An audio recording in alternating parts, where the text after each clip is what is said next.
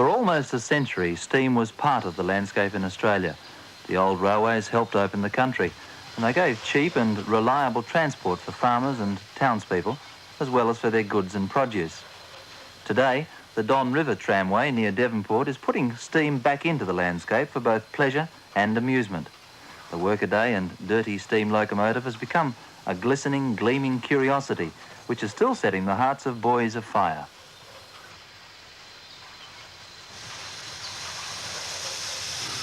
Train travel in Tasmania these days is confined to this railway alone. The Van Diemen Light Railway Society operates it as a tourist attraction.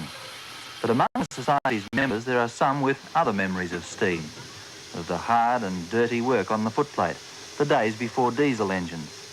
50 years of steam is fresh in the memory of driver Cess Lowe. Companionship, steam was the best, but as soon as you change on diesel, you start to lose that part and get on to automatic part. What do you mean, companionship? Oh, it's like your wife and family in the home, like where you find, and it's more or less, you know, part of your family. Like, as far as railway life's concerned, you live with him and you eat with him, cook, and, you know, and view each other's judgments and that. Those 50 years that you had with steam, were they good years? I would say there was. I was fortunate in a lot of ways. Could have been hurt, but there you are. I was one of the fortunate ones. Fortunate in what way? Oh, accidents and things like that, you know. Come off the line and touch the pile on top of you, but you don't get hurt, so, you know, you consider yourself fortunate. The existence of this preserved branch is a tribute to the enthusiasts who fought to have it restored. But this old engine, built in England as long ago as 1902, owes its existence to a series of apparently unrelated events. The engine's design is even older, but its survival was almost an accident. Society member David Hutchinson. It was a goods engine, really, not a passenger engine.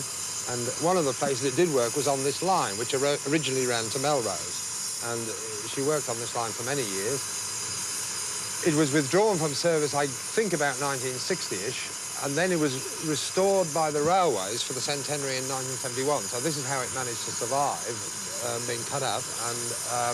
And then the railways used to hire it to us down here for a year or two. And then last year they donated it to us. So it survived because it was chosen as a centenary engine in 1971. Well, it's now 77 years old. How does she compare now to when she was first built?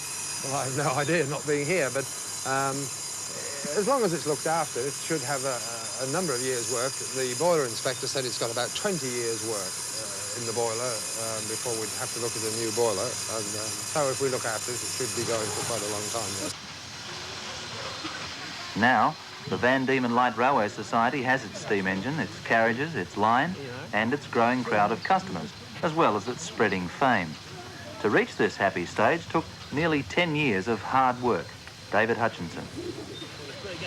Well, like a lot of things, it evolved in a peculiar way. A few fellows just got together and we happened to buy a little engine that's over in the shed over there. And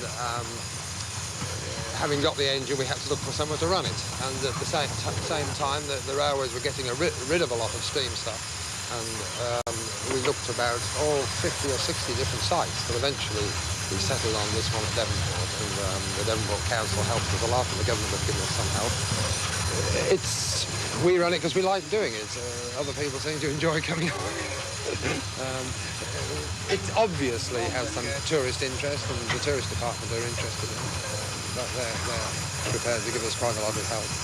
People riding on it, what do they get out of it? I don't know. I suppose it's... I mean, a steam loco is a novelty nowadays. Like all things, once they cease to be commonplace, people become interested in sailing ships is another example. People just like to go for a ride on a train, which is really quite a novelty these days. It's quite an attractive little trip. We've only got 2.5 miles of line at the moment. We hope to extend a little bit more the far end so that the trip actually ends up on a beach. That's one of the projects. One day we would like to go to Melrose, which is another 4 miles, where the track originally used to go. In fact, it originally went to Upper Barrington a few more miles further on, but it worked to Melrose from an old quarry for many years, and now there's a big caravan park up there. We'd like to get up there. What about the response from the people, particularly the kids? Oh, well, kids love it. And, we get a good roll-up from the public, and we manage to cover all our running expenses and the expenses of restoration. The only money we're short on is big piles of money, say, for big capital works like new shedding and such like. But we get a good response, and we have had over 40,000 passengers on the line so far.